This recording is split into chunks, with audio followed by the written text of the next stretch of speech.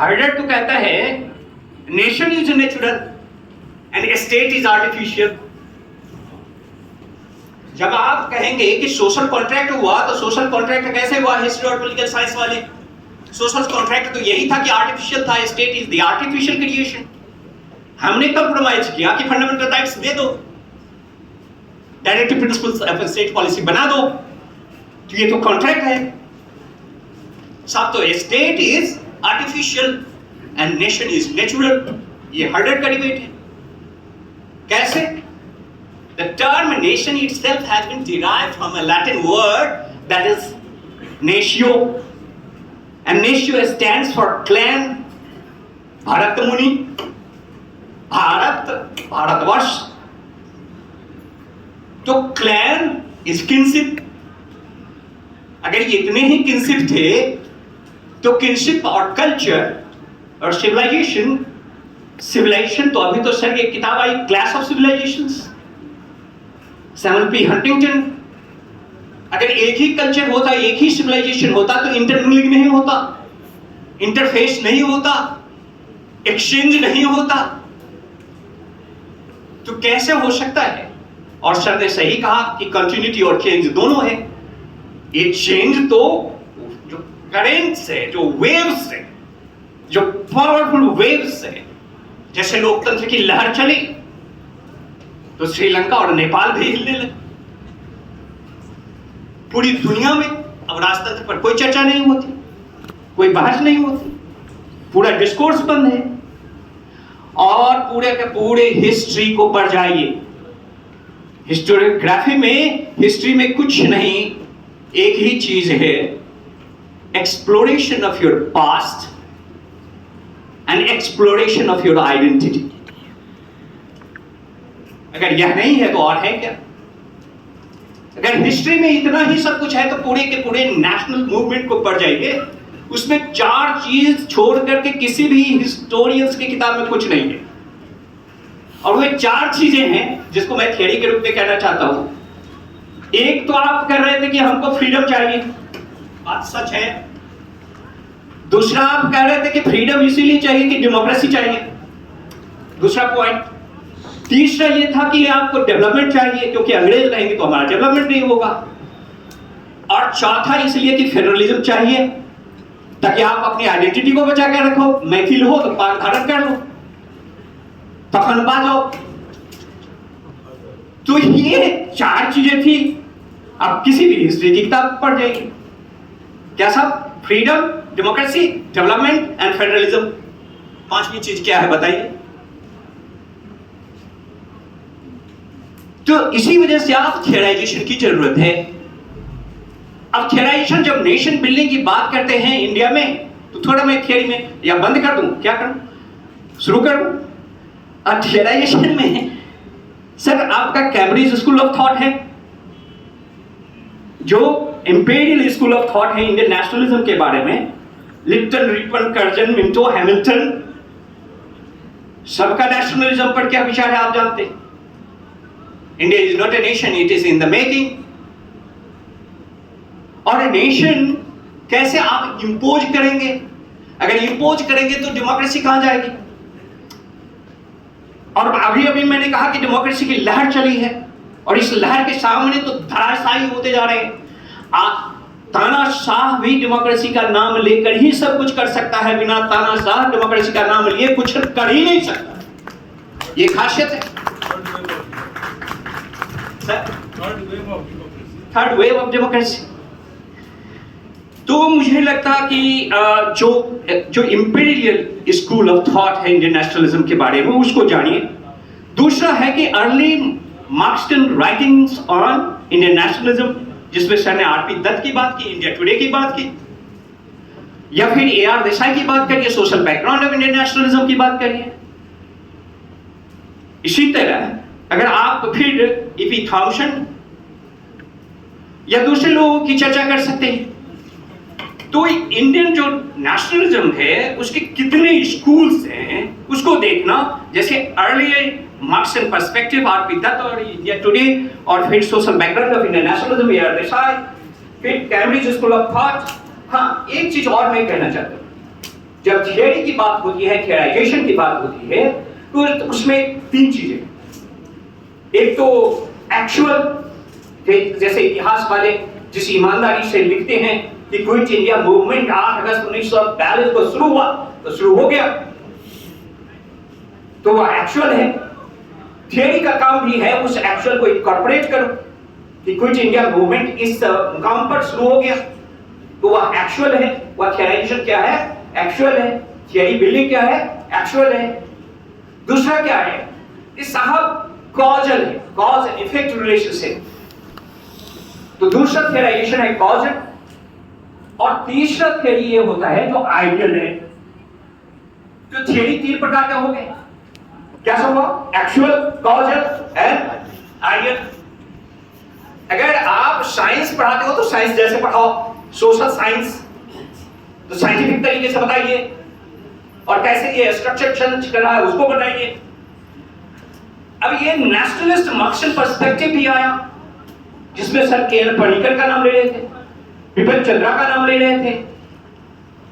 तो ये nationalist Marxist perspective है जो इंडियन हिस्टोरियंस ने किया। बिपिन चंद्रा, के.एल. पणिकर, मृदुला मुखर्जी, सुचेता महाजन और सभी के सभी कहीं उसी में फिट इन करते हैं। अच्छा, एक चौथा जो इंडियन नेशनलिज्म पर पर्सपेक्टिव है वो सबाल्टर्न का है, जो 70s में आया। तो हम सोशल साइंस से अलग होकर, विमुख होकर कैसे चीजों को पर्सपेक्टिव में देख सकते हैं?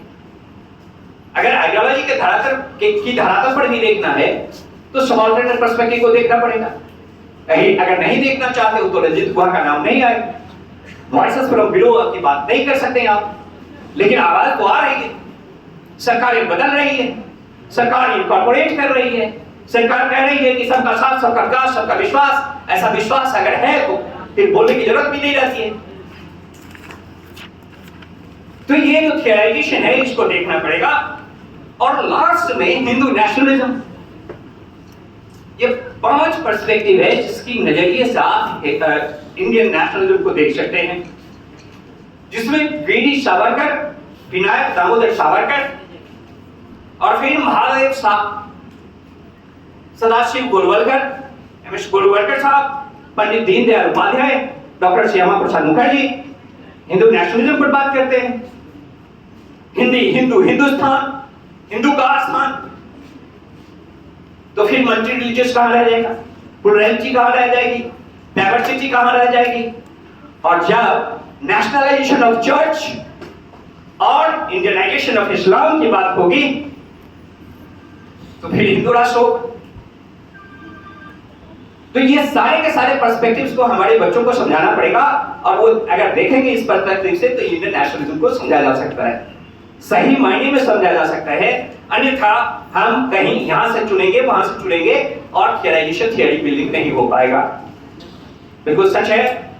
तो थियरी 3 प्रकार से, एक्चुअल, कॉजल, आइडियल। अब आइए पोस्ट इंडिपेंडेंट वाला पार्ट इधर भी आता हूं। पोस्ट इंडिपेंडेंट में क्या हुआ? Indian constitution, the Indian constitution, a cornerstone of a nation, and by Austin ने लिखा। सभी हिस्ट्री और पॉलिटिकल साइंस वाले जानते हैं।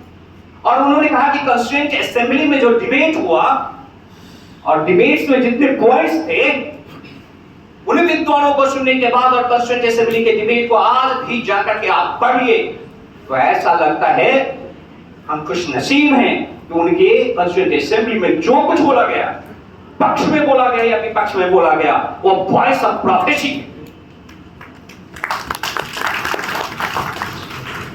जैसे प्रॉफिट ने कुछ कहा हो, ऐसा है। इतने बड़े स्कॉलर थे, और पता नहीं मेरे स्कॉलरशिप से मुझको क्या मिलेगा? डीए तो मिल ही जाता है, उसी साथ दे देते, मर गए बदला मिला, उससे आगे क्या जाएगा? इसलिए पक्षपात करने का कोई सवाल नहीं, और किसी दूसरे चश्मे से देखने की भी जरूरत नहीं, क्योंकि डीए तो उतना ही मिलना है जितना आपको मिला।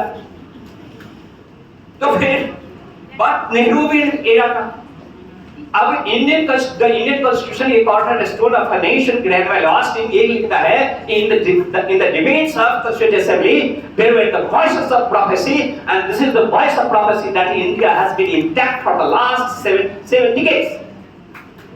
ये बहुत बड़ी बात है, बहुत बड़ी उपलब्धि है और इसको अंडरलाइन नहीं किया। अगर आप पंडित नेहरू की बात करें, डिस्कवरी ऑफ इंडिया में उन्होंने कहा कि ये जो सिविलाइजेशनल स्टेट है, जो सिविलाइजेशन है हमारा, अगर in case we are going to deeper in this history, in the civilisation, in the cultural ethos of India, then there is a well of strength, वो ताकत। इसको अंडरलाइन डिस्कवरी ऑफ इंडिया में पंडित नेहरू करते हैं। हो सकता है कि वो इतने वाइस मैन नहीं हो जितना मैं आज हूं, लेकिन वॉइस ऑफ प्रोफेसी तो था, जो 7 दशकों तक हिंदुस्तान को एकजुटता के सूत्र में पिरोए रखा। और जब आप फ्रीडम स्ट्रगल की बात करते हैं तो फ्रीडम, डेवलपमेंट, डेमोक्रेसी और फेडरलिज्म की बात करते थे। आज वह भी सच है। पंडित नेहरू के जमाने में जो उनका विरोध किया वो आइडियोलॉजिकल था। माफ करेंगे कि 1957 में जब केरल में सरकार बनती है तो कम्युनिस्ट पार्टी की सरकार बनती है और नॉशिटर ने एक बुक लिखी कम्युनिज्म इन केरला और उसमें उसने कहा कि इटली के एक स्मॉल प्रिंसिपैलिटी में, सिसिली में एक एक्सपेरिमेंट हुआ जिसमें इलेक्टेड कम्युनिस्ट पार्टी पावर में आ गया। और उसके बाद दूसरा एग्जाम्पल अगर कहीं मिला तो वह केरल में था। तो पंडित नेहरू का विरोधी कौन था? आइडियोलॉजिकल था। ये कम्युनिस्ट वाले अपना, मैं बार बार कहता हूं कम्युनिस्ट मित्रों से कि वो दुनिया को तो बदलना चाहते हैं, खुद नहीं बदलते हैं।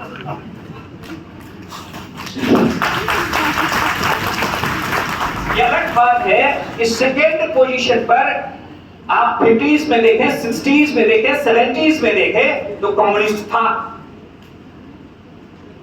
आज वो कहीं नहीं है, तो ये कम्युनिस्ट वाले विचार करें, हम क्यों करें? हम सोशलिस्ट वाले क्यों करेंगे? इसीलिए पंडित नेहरू का विरोधी जो था वह आइडियोलॉजिकल था। थर्ड पोजीशन पर जो था वह सोशलिस्ट था। जब 67 में इलेक्शंस हुए तो 12 राज्यों में सोशलिस्ट पावर में आ गया, प्रजा सोशलिस्ट पार्टी आ गई। अब ये सोशलिस्ट वाले सोचे कि अभी कहां है? या मैं बार बार कहता हूं कि जितने समाजवादी हैं घोर व्यक्तिवादी हैं, माफ करेंगे सर क्योंकि समाजवादी की धरती पर मैं बोल रहा हूं, जितने समाजवादी थे सब के सब पॉकेट में पार्टी खड़ी कर दी। आप बताइए कौन ऐसा समाजवादी है जो पार्टी नहीं खड़ा किया? बीजू जनता दल से लेकर के यहां बिहार में। मैं कहता हूं कि ये समाजवाद नहीं है, व्यक्तिवाद है। और समाजवाद को बदनाम किया जाता है। इस समाजवाद को सबसे पीछे अगर किसी ने छोड़ा तो उसके दो ही कारण हैं, पैसा और परिवार। समाजवाद की विचारधारा अगर पीछे गई तो इसके कारण है कि त्याग की भावना कम थी। आइडियल टिपिकल मॉडल, और जिसको मैं कहता हूं कि पॉलिटिक्स में दो ही प्रकार से आप कर सकते हो, पॉलिटिक्स चल सकती है। या तो यथार्थ के नाम पर सबको 5 किलो 10 किलो 20 किलो दे दो तो यथार्थ होगा, सबको नौकरी दे दो यथार्थ होगा। नहीं तो बदला ये करना होगा कि आदर्श दिखाना होगा कि मैं भी ईमानदार, आप भी ईमानदार।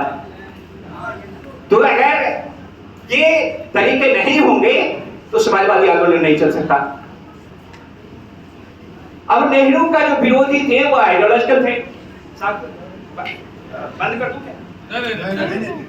सर, तो आइडियोलॉजिकल डिफरेंसेस थे पंडित नेहरू के साथ। और उस समय सर अंडरलाइन कर रहे थे कि अगर सफल कोई इंस्टीट्यूशन, संस्था, अगर इंस्टीट्यूशनल और आप हिंदुस्तान में चाहते हैं तो इंस्टीट्यूशन बिल्डिंग के पीछे जो विजडम था, वंडरफुल विजडम था, जिसको अंडरलाइन करना चाहिए। जबरदस्त उनकी समझदारी थी।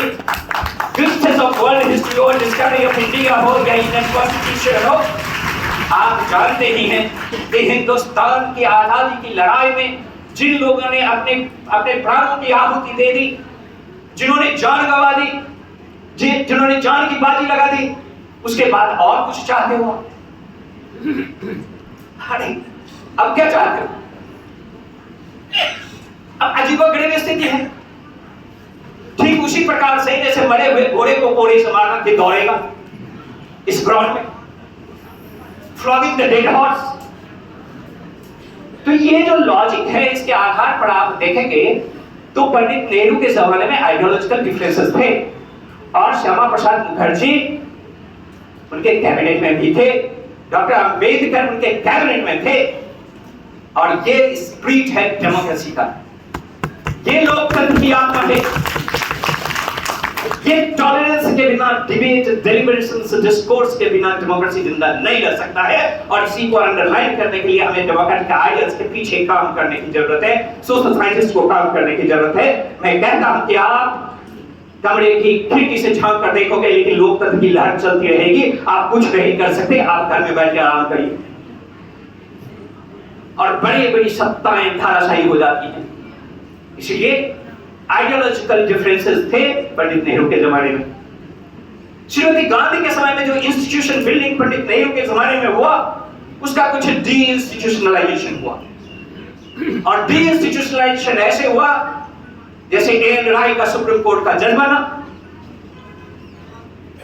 एमसी छागला को छोड़कर, तो डी इंस्टीट्यूशनलाइजेशन शुरू हो गया और वह क्रम चलता रहा। अब आप बताइए, राम जन्मभूमि के मंदिर का ताला किसने खुलवाया? कांग्रेस पार्टी। हिंदू वोट कहां कर रहे? आप बताइए। तो ये तो करना पड़ेगा, ये जो देखना पड़ेगा कि डी इंस्टीट्यूशनलाइजेशन कैसे हुआ। अब 75 भी आ गया, सर ने कहा कि इमरजेंसी जिसके लिए पश्चाताप अवरोध भुगतना पड़ेगा, उसका खामियाजा। कई बार लोग कहते हैं कि लोकतंत्र में ऐसे नहीं किया जाता है, तो फिर आप करेंगे कि आइडियल और रियल के सेंस में। 91 तक आते आते ग्लोबलाइजेशन शुरू हो गया और जोसेफ स्टिग्लिट्ज, जिसे नोबेल प्राइज मिला, जो आईएमएफ के कोर टीम में थे, और उसने कहा मेकिंग ग्लोबलाइजेशन वर्क। अभी एक किताब आई, ग्लोबलाइजेशन एंड डिस्कंटेंट, कौन लिख रहा है? अब ये ग्लोबलाइजेशन क्या है? ग्लोबलाइजेशन में कुछ नहीं था, free flow of capital, labour and goods, services and technology. तो आप थियराइजेशन में देखो, free flow of capital, goods, services and technology, ये हो रहा है कि नहीं हो रहा है? अगर नहीं हो रहा है तो डेमोक्रेट के स्प्रिट के साथ जो ग्लोबलाइजेशन काम नहीं कर रहा। और ये ग्लोबलाइजेशन के एज में ही है जब जोसेफ स्टिग्लिट्ज कहते हैं कि globalisation should work in the interest of the poor of the globe. अगर दुनिया के गरीबों के हित में ग्लोबलाइजेशन को काम करना चाहिए, आपने दवा शुरू कर दी, जो ट्रीटमेंट था वो चल रहा है 91 से, लेकिन लोगों की हालत गड़बड़ है, अनएम्प्लॉयमेंट बढ़ता जा रहा है। या तो डॉक्टर के प्रिस्क्रिप्शन को बदलना होगा, नहीं तो डॉक्टर को बदलना होगा, उसके बिना इस देश का कल्याण नहीं हो सकता। आप कैसे कह सकते हैं?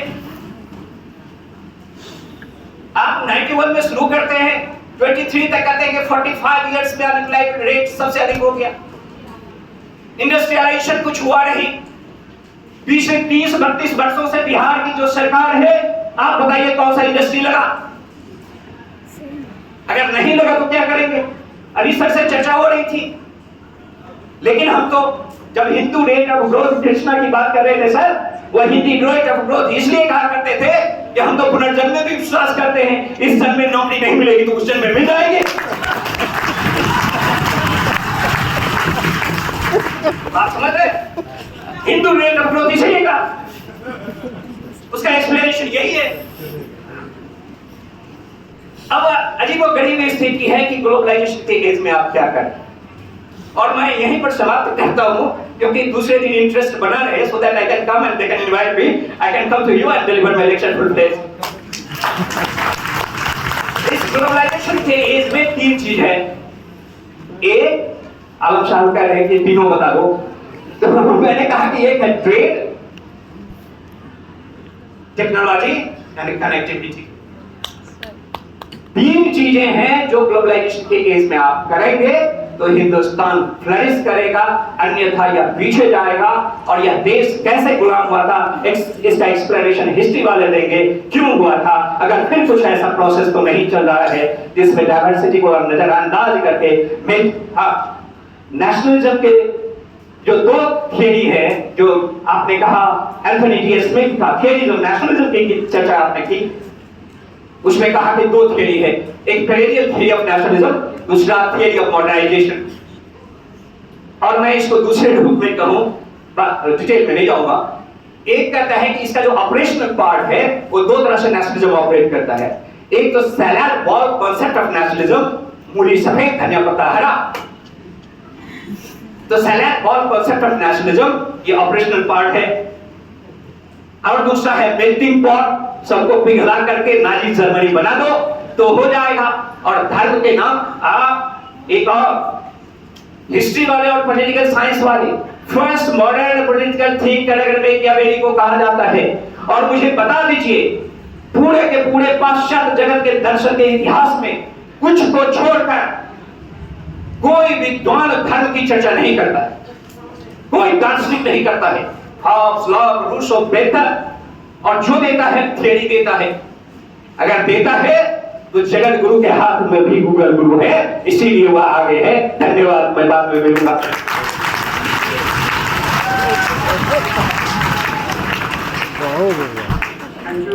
Thank you professor Muneshwar Yadav sir.